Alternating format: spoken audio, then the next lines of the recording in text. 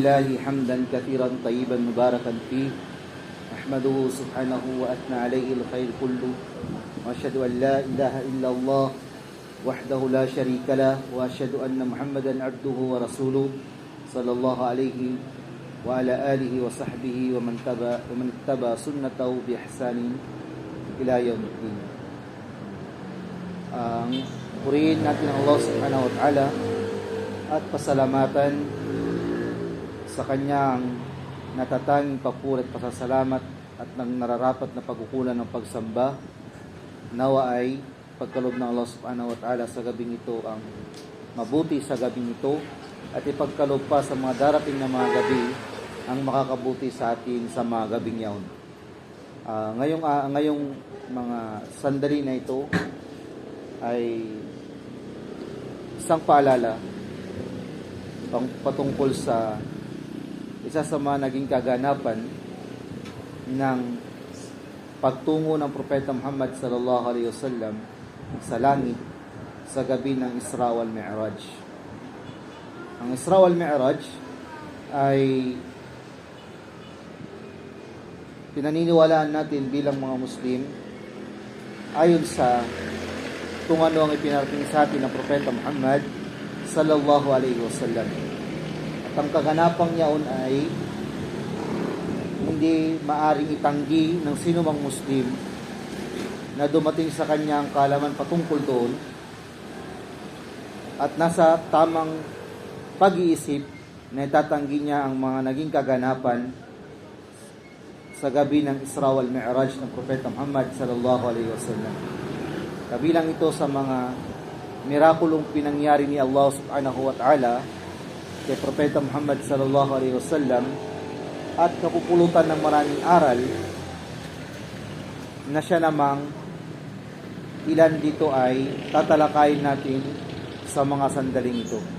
Sa gabi ng Isra wal Mi'raj, ang Propeta Muhammad sallallahu alaihi wasallam ay nasaksihan niya ang tatlong kakilakilabot na pangyayaring nakita niya sa pamamagitan ng kanyang mga mata at tinanong niya si Jibril patungkol dito. At ito yung bagay na tatalakayin natin sa mga sandaling ito. Tatlong kakilakilabot na pangyayaring nakita ng Propeta Muhammad sallallahu alaihi wasallam sa gabi ng Isra wal Mi'raj at ang paglilinaw ni Jibril patungkol dito. So, Propeta Muhammad sallallahu alaihi wasallam ay pinakita sa kanya ni Jibril ang ilan sa mga gawain ng mga tao na pinarurusahan sa impyerno at ang dahilan kung bakit sila pinarurusahan sa impyerno. At ang una dito ay nakita ng Propeta Muhammad sallallahu alaihi wasallam na may mga tao na kung saan ay ibinabagsak nila ang mga bato sa ulunan ng mga kapwa nila tao. At ito ay paulit-ulit nilang ginagawa.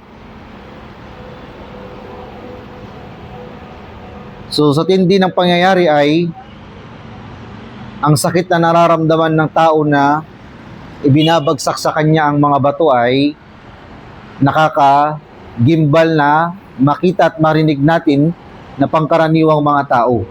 So, ang Propeta Muhammad sallallahu alaihi wasallam, tinanong niya si Jibril alayhi salam, "Ya Jibril, sino sila? At ano ang kanilang mga gawain? Bakit ganito ang kanilang kaparusahan?" Ano yung parusa sa kanila? May mga tao na may daladalang malalaking tupak ng bato at binabagsak sa ulunan nila ang mga mabibigat na mga bato na yun. Sabi ni Jibril ay sila yung mga taong mabigat sa kanilang pagtatayo ng pagdarasal o sa madaling sabi ay tamad sa pagtatayo ng pagdarasal sa oras ng pagdarasal.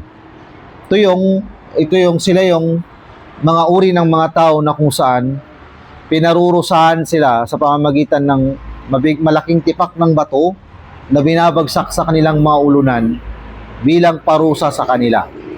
So, magtatanong siguro tayo marahil bakit hindi sa katawan binabagsak? Bakit sa ulo mismo? Bakit sa ulo mismo? O hindi sa kamay, hindi sa paa, o ibang parte ng katawan, bagkus ang pinupunto ay binabagsak ang malalaking tipak ng bato sa kanilang ulunan. Ano ang kasalanan nila? Dahil sa pag-iwan ng sala o ang hindi pagtayo ng sala sa itinakda nitong oras. So, tinukoy ng mga ulama na ang rason kung bakit sa ulo binabagsak ang malalaking tipak ng bato dahil itong ulo ang minsang nagdidikta sa atin na saka muna tayo yung sala, mamaya na lang. Okay pa naman hanggang mamaya. Saka mo na lang itindig yung sala, mamaya na lang kasi kapapasok pa lang naman. So, sinong nagdidikta dito sa katawan ng tao? Yung ulo. Kaya dun sa sandali na ipinakita kay Propeta Muhammad sallallahu alaihi wasallam kung paano pinarurusahan ang mga tao na to, hindi nabagsak ang malalaking tupak ng bato sa kanilang mga ulo. So, bilang paglilinaw, hindi nila iniwan ang sala. Iniwan ba nila ang sala? Hindi nila iniwan ang sala. Tinalikuran ba nila ang sala? Hindi nila tinalikuran ang sala. So ano yung kasalanan na bakit sila binabagsakan ng malalaking tipak ng bato sa kanilang mga ulo at paulit-ulit itong ginagawa habang ang sakit ay paulit-ulit nilang nararamdaman at ang kalagayan ay paulit na nangyayari. Dahil ito sa pagsasagawa ng sala sa pamamagitan ng pag-aantala. Sabihin, magsasala sila pero mamaya. Dahil may trabaho pa, halimbawa nagtitinda, o may ginagawa pa, pumasok na ang oras ng sala, 10 minutes, 15 minutes, 20 minutes, 30 minutes, 40 minutes, 1 hour na ay hindi pa rin nila sinasagawa. Kailan nila sasagawa? Mamaya kapag atrasado na yung oras. Pagpapasok na yung pangalawang sala, ipunin na lang at doon na lang magsasala. So, sabi ng mga ulama, hindi ito literal na pag-iiwan sa sala. Bagkus, pagsasagawa ng sala sa huling oras nito nang walang mabigat na rason. Allah subhanahu wa ta'ala, binanggit niya sa banal na Quran, pawailul lil musallin, at kasawian sa mga taong nagtatayo ng pagdarasal, alladina hum fi salatihim sahun. Ang ilan sa mga ulama ay sa tindi ng napapalob sa aya na ito ay hindi nila pinahihintulutan ang pagbasa ng pagdiretso ng pawailul lil musallin alladina hum fi salatihim sahun. Hindi nila pinapayagan yung pagdiretso.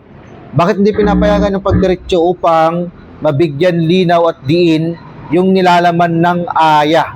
Sabihin, kapag titigil ka sa pawailul lil musallin alladina hum fi salatihim sahun, hindi babasahin ng diretso sa tindi at bigat ng nilalaman ng aya.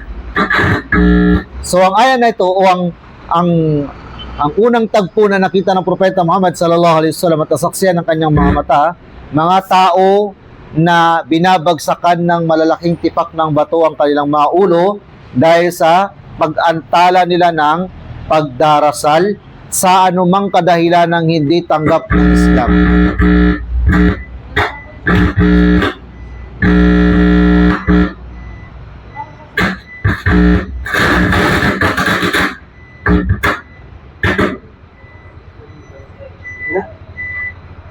Bismillah. So, maaring ito ay trabaho o kaya naman ay laro o kaya naman ay mga gawaing nagiging dahilan ng pag-antala ng pagkasagawa ng sala at hindi dahil sa tinalikuran nilang pagdarasal o ayaw nilang magtayo ng pagdarasal. So dito mabibigyan tayo ng isang malalim na palaisipan kung ang mga taong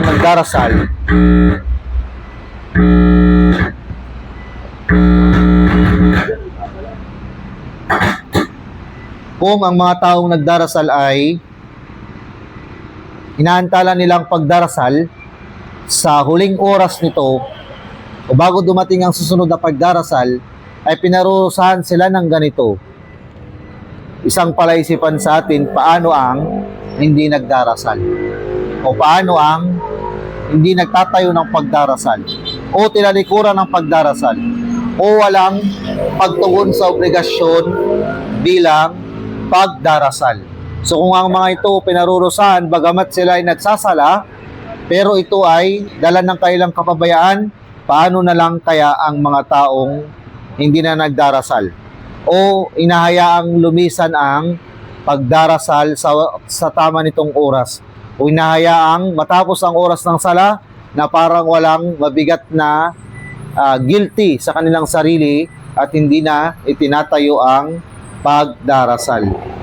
So paano na lang yung mga tao na 2, 3, 10, 11 o 100 sala ang iniwan.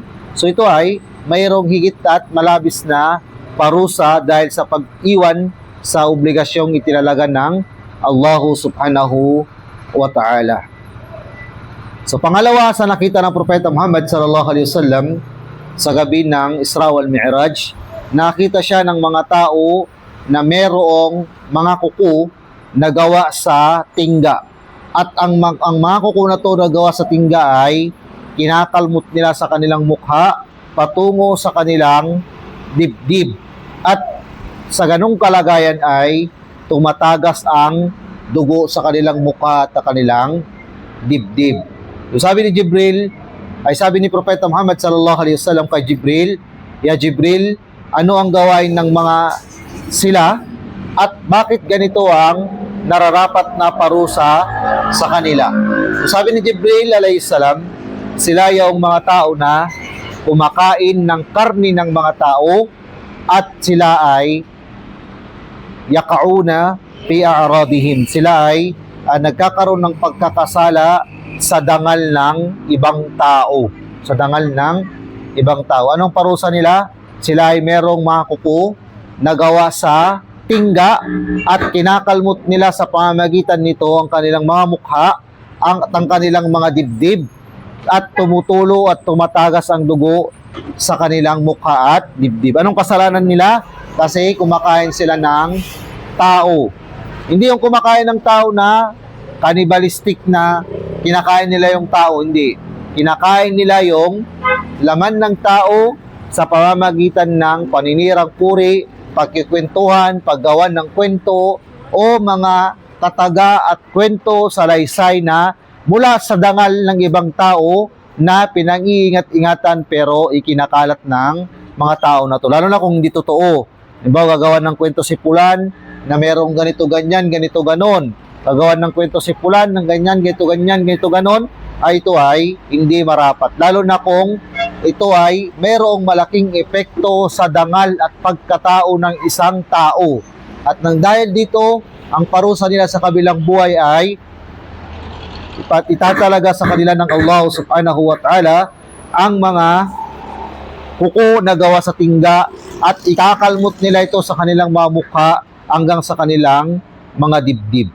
So ang tanong natin dito ay, o ang isa sa mga tinatanong, bakit kung meron silang mga kuko na gawa sa tingga, bakit sa mga mukha nila papunta sa dibdib, ikinakalmot at hindi sa tiyan, hindi sa hita, hindi sa paa, hindi sa likod, sa mukha lang, diretso sa dibdib, habang ang dugo ay dumadaloy.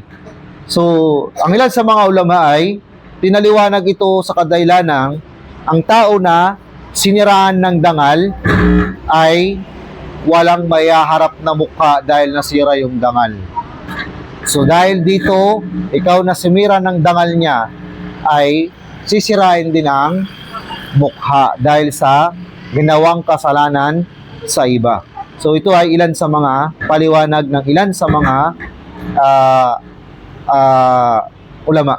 So dito ay binibigyan ng linaw na ang dangal ng ibang tao ay pinapangalagaan at pinoprotektahan at hindi ito sinisira at hindi ito sisirain ng isang tao sa kapwa niya tao upang mag-iba ang paningin at pagkilala ng mga taong nakakakilala sa kanya dahil nasira na ang kanyang dangal at kanyang pagkatao sa ibang tao. Sabi ng Propeta Muhammad sallallahu alaihi wasallam, Man kana yu'minu billahi wal yawmil akhir falyaqul khairan aw liyasmut. Sabi ng Propeta Muhammad sallallahu alaihi wasallam, sino man ang naniniwala at nananampalataya sa Allah at sa huling araw ay magsalita ng katotohanan o tama o kaya naman ay manahimik. Ito ay isang matinding babala na ang maliit na piraso ng parte ng katawan natin, yung dila, ay merong malaking gagampanan sa kabilang buhay, lalo na sa kasalanan na maaring matamo natin. So, ito yung parte ng katawan natin sa katawan natin na pinoprotektahan ng katawan natin mismo. So, yung dila natin, merong dalawang panga na nagtatakip. May mga ngipin na nagbabantay. Tapos may mga labi pa na nakagwardya sa labas. Talagang delikadong pakawalan ng dila, lalo na kung ito ay makakapinsala. Sabi ng isa sa manunula ay, ihfad lisanaka ayyuhal insan, la yadlaganna in la yadlagannaka innahu tu'banun. Pangalagahan mo, o ikaw na tao, ang iyong dila, tunay na walang pag-aalinlangan na ito ay tutuklaw sa iyo sapagkat ito ay kahalintulad ng isang ahas. So, ang pangangalaga natin sa ating mga dila ay nagbibigay ng malaking pag-iwas sa atin mula sa pangamba ng anumang kasalanan na sangkot ang ating dila, lalo na sa ganitong uri ng kasalanang tinukoy ng Propeta Muhammad sallallahu alaihi wasallam na uri ng parusa sa kabilang buhay. Pangatlo na nakita ng Propeta Muhammad sallallahu alaihi wasallam, nakatakot-takot sa gabi ng Isra wal Mi'raj, ay nakita siya ng mga tao, ng tao na lumalangoy sa ilog ng dugo habang ibinabato sa kanyang mukha ang mga binabato sa kanyang bibig ang mga bato. Nilulunok niya yun. Lalaki na lumalangoy sa ilog ng dugo habang ibinabato sa kanyang bibig ang bato. So tinanong ni Propeta Muhammad sallallahu alaihi wasallam si Jibril alayhi salam kung ano ang meron sa lalaking lumalangoy sa ilog ng dugo habang binabato sa kanyang bibig ang bato. Sabi ni Jibril alayhi salam, ito ay lalaki na kumakain ng riba at nakikipagkalakaran sa pamamagitan ng riba. Nakikipagkalakaran sa pamamagitan ng riba. Ano yung parusa niya?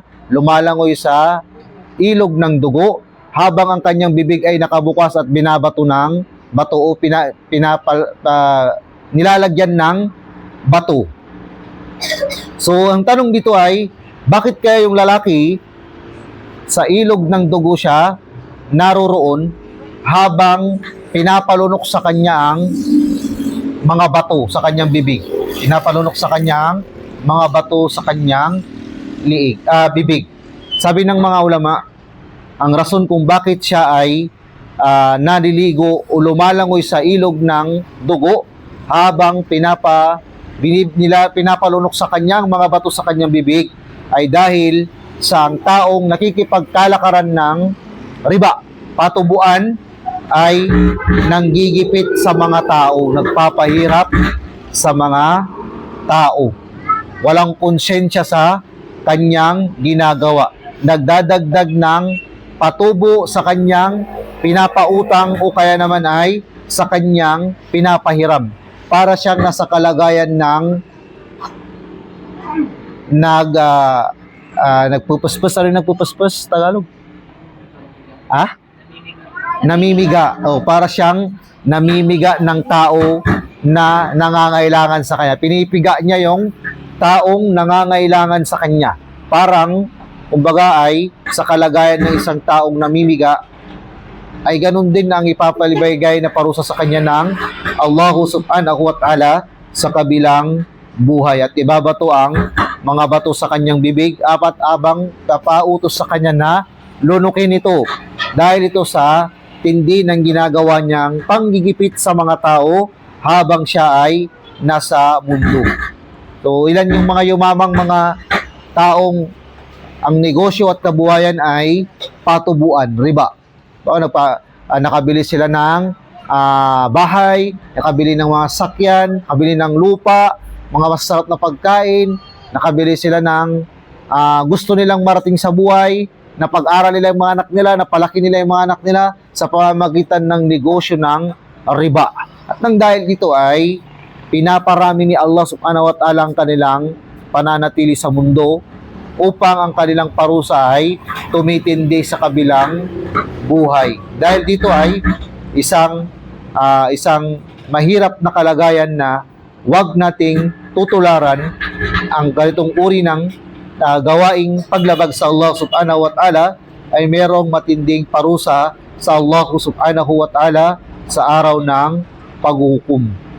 Kaya't naman ang Propeta Muhammad sallallahu alaihi wasallam ay nang makita niya ang ganitong uri ng parusa ng mga taong nakikipagtransaksyon sa pamamagitan ng riba, kabuhayan niya ay riba, o merong pamumuhay na may kaugnayan sa riba o patubo, ito ay hindik-hindik na nakita ng Propeta Muhammad sallallahu alaihi wasallam ang kalagayan ng taong pinarurusahan sa kabilang buhay.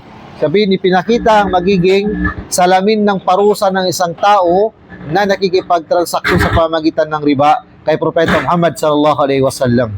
At ang Propeta Muhammad sallallahu alaihi wasallam ay binanggit sa atin at ipinarating sa atin ang patungkol dito upang iwasan, upang wag lapitan at wag nating gawing ito sa sarili natin. Ito ay isang mabigat na kasalanan sa Allah subhanahu wa ta'ala. At hindi ito tinatanggap ng Allah subhanahu wa ta'ala at nagbigay ang Allah subhanahu wa ta'ala ng matinding babala patungkol sa pakikipagkalakaran at